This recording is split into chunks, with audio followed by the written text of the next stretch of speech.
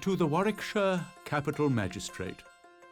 I am, sir, the Reverend Francis Gastrell, and I call your attention to my case. The subject matter is the real property for which I hold title in Stratford these last 3 years. To wit, the edifice called New Place on Chapel Street.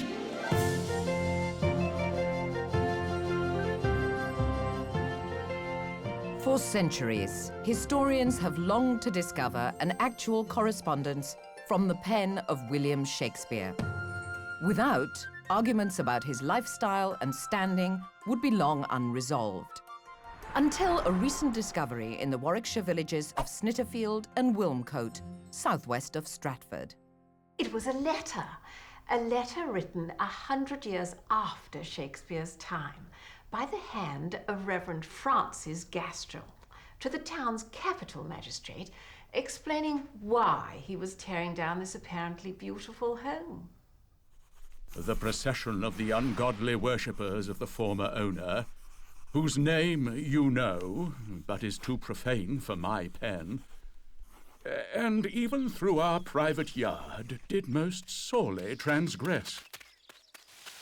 In particular, these bardolaters were bent to acquire relics, snapping branches from the mulberry tree in the garden, they falsely believing that Satan's bard himself there planted it 1.5 centuries gone by.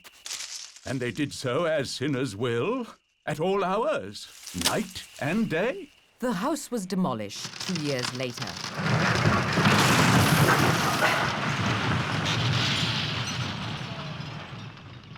The obliteration of this cursed place is manifestly God's will triumphant. For as the dust settled from the houses tumbling down, quite audibly, an unembodied voice cried from the basement, "Hallelujah! I am delivered!" It was a ghost. The letter implied there was indeed a ghost in Shakespeare's family home. Ponsford and her team scoured every wine cellar, every basement in homes both standing and flattened in a 100-mile radius.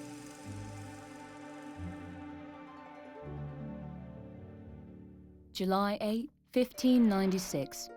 My gentle and socially ascending husband, we fervently pray that you do prosper in London. Cousin Gilbert has registered the purchase of New Place on Chapel Street, and now your plan is possession. With this transaction, the half-wrecked shamble, ill-fitted to protect from weeping cloud and churlish winter, transforms in our ope-lined imagination to the gentle household worthy of emblazoned heraldry. I have contracted the services of Master Robert Osric, an authority of house reconstruction and interior appointment, whose counsel Mistress Enslow has successfully retained concerning hers, the largest and best accommodated Stratford house, to the full great envy of her neighbours. With his inspiration and the proceeds of your exertions, this dilapidation can become a grand manor. Commendations to milady, and greetings from London. Where to begin? I would like to say in heaven, from above the firmament, but no. The celestial can be attained and sustained only with a rebuilding of the marshy piers and piles that, with my inspiration, will serve as the foundation. Masons from the local crafts guild will attend to this labor for my oversight next month. You yourself will want to keep an eye on the enterprise from your window, for unattended laborers are inclined to laziness, caring only for their wages. Milady, I remain Osric, servant to your aspiration. Letter after letter was discovered, offering insights not only to the redesigning of Anne Shakespeare's house, but the affairs of family and friends. Brother Edmund announces loudly and without ceasing, to anyone who will listen or cannot avoid it, himself to be theatrical. His constant complaint is that he be trapped in his ancestral home whilst you have flown safely to London and the world. For his large self, this house is small, and relief for all of us can be had no sooner than he attain majority. Greetings, Brother William, I would beg you to share your account of life in a fabulous London scene, where I am determined to appear myself as soon as events permit. My plans are far too grand for the chicken roost here, nor do these dull clods have much use for me. For my main hours I spend penning an exciting adventure which is a play to be named The Storm Ship. An unearthly ship resembling a Viking longboat, but with sails and shields rotated to parallel the horizon, is lowered in view of the audience to the stage. The sails are so arranged to propel the ship through the air, and it came all the way from the moon. The crew of the ship, the Moonlings, are liberal young females, and they come to the Earth for assistance, fervently preferred by our dashing hero to vanquish the monster that has devastated the planet of all males.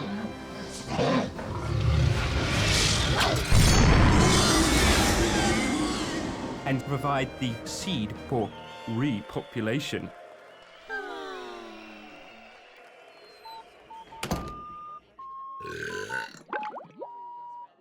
Young brother Edmund's ears are deaf to my counsel. He refuses to learn a craft from local guildsmen, preferring to while the day in the alehouse, so at night be wheeled home in a barrow. This Osric fellow, currently in supervision of new place renovation, has drawn a model of his plans, from which I will rate the cost of construction. The surveyors have completed their work, and the dimensions of the building are at hand. Thus we can calculate the means required. The expense of building we estimate at some £100, and yet the furnishings and accessories to construction are not known to us, and the estimates thereof are not forthcoming from Master Osric. They were already over budget and had yet to move a stone.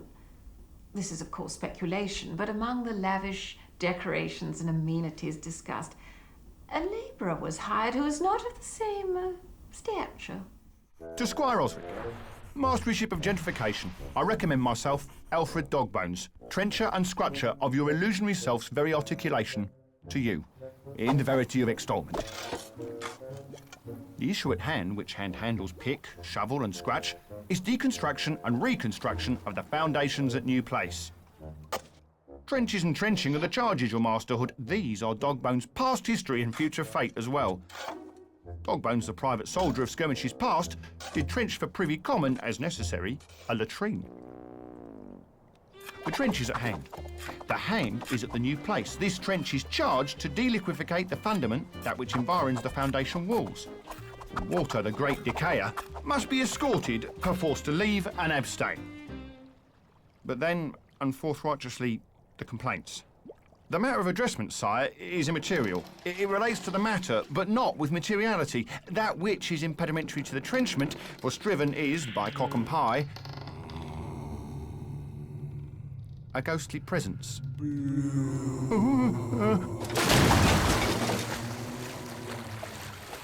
Little did we know that this ghost that had led us to the letters would be the thread that ran throughout the history of New Place remodeling. Blue walls. Blue walls. The magnificent conceit defiled. The luminescence of the grand chamber stands eclipsed by the shadow of the moribund blue walls. And they are my prison. It was the curse of the Blue Parlor. Another interior designer had, apparently long before, been faced with a diminishing budget and couldn't deal with the compromise to his artistic vision. The first designer was driven to suicide when his design concept for the parlor was replaced with blue walls. His ghost trapped in the basement until the design concept was removed or replaced.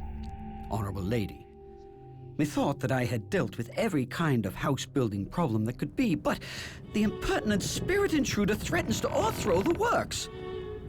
My attempt to move him with a most civil, and I should say poetical manner, came to naught. Bright yellow paneling is the instrument, ancient spirit. But no! Nephew Robert, you misconstrue. The oak panels are for the ceiling to shine down as the summer sky. The walls are Italian red silk, and gold and glorious. I shudder to think so, old man. Such decor brings to mind bordello, where peerage belongs. This shall never be, lest all my creation be accursed. For the oak does not climb across heaven, it grows upright, paralleling upright man. If thou wouldst live in a tree, sir, then join Robin Goodfellow's band and be gone!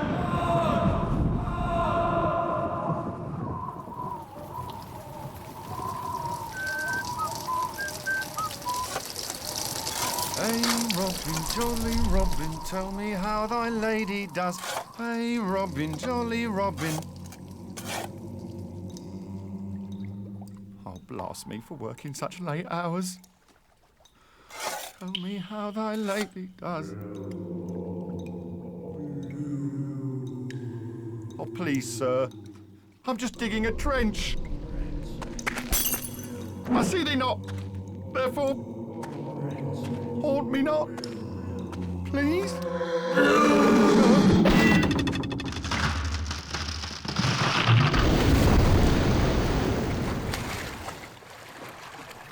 This scribbling, sire, is to inform you that the basement of New Place is delivered of puddling. The water, now being absent from this new place, becomes present in another place, which place is neighbour Quiny's basement. Damn you, Shakespeares! A curse on both your houses! Brother William, greetings from Stratford, our home of persistent wrangles. Construction at New Place proceeds afoot, and in the face of legal protest of neighbor Quiny, who pursues his habit of legality, these few gallons of water be flood to 10 tides of legal jargon, the gist of which is that his basement is wet, and we should be fined for offense against his property.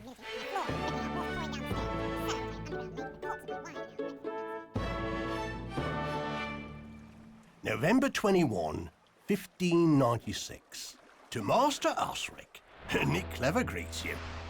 Sir, it is spoken that New Place stands still, but on a tickle point. The empty purse be blamed. In particular, the oak panels dreamt of for the Blue Parlor float unpurchased and unapplied. I myself can, with paint and brush, render onto material surface that which deceives the eye to be an object most solid. Oak panelling could well be the harvest.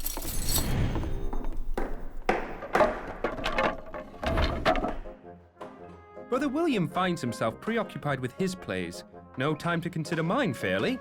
As a result, W.A. Publisher informs me that for £2 he would print 20 quartos of my script. This amount being beyond my means at present, I wonder if the family coffers might be able to advance the sum for repayment as fortune deems. If this water does but follow nature's law, Quiny's complaint is unlawful. In my mind, the water now flows its natural course, as it did not when our basement blocked its path. To Alfie Dogbones, Esquire. I do not see why Dogbones' purse cannot be further fattened, as Dogbones helps Clever fill his in Stratford. Circumstance doth make me wonder why Cousin Gilbert clutches so suffocatingly the family purse. Today, my body is out of order by last night's drinking, but I recall with crystal clarity the conversations at the alehouse. Interrogation of your man Clever does little good. The man is an eel. Dogbones, but do his bidden duty. I have purchased suitable replacements from William's tailor. Our means are finite and strained. Progress is slow. He frowns at that which could dazzle the sky. The water passed was of New Place, not of Dogbones. The coffers are near expended, and we look for new supply as it will sort out. The Shakespeares were out of money. Anne was beleaguered. Brother Gilbert was sorting out a lawsuit with her neighbours. Brother Edmund was gallivanting about needing money every week. And to top it off, a designer prompting a very expensive wall covering. It was told me that a curse was cast at New Place, but that curse ne'er fell. In its stead, many minor mishaps have befallen and plagued to this day. Nick Clever, whose job was the carpentry of the oak panels, was seized by the London sheriff when Nick appeared here the week gone by. The charges against him are numerous, The man has apparently done little good in life, and that little was done badly. He was hanged on Friday.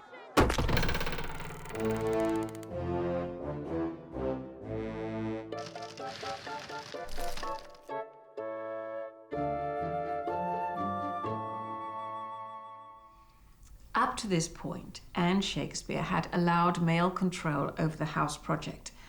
But suddenly, she grew increasingly assertive. To my honourable husband, I fear Edmund lacks your art and gentle sense, and worry of that which he becomes, a strolling player liable for vagrancy. I have asked him to correspond with you in writing regarding his future, which must be in London.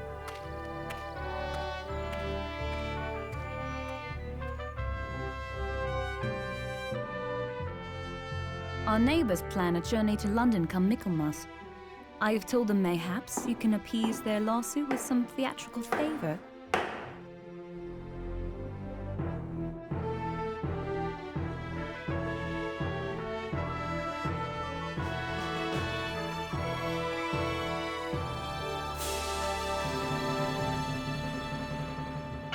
It is my wifely pleasure to declare the success and completion of the refurbishment of New Place. A fine shelter, an arbour for our family life. All of the chambers are gloriously adorned, and roof thatch is freshly secure, and the foundations firm, stout, and dry. The Blue Parlor, which Osric thought to make sun bright, but I countermanded, for the gentle ladies with whom I conferred in London accentuated the superior splendour of pale blue, or bleu, as is the Parisian style. Oh, rancid blue.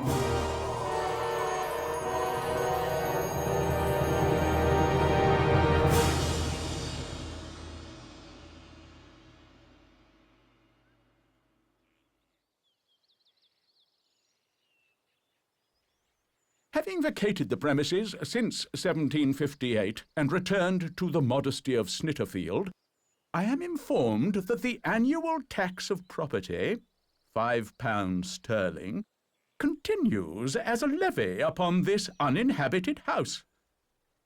Therefore, be most vigorously advised that the house once called New Place is no more.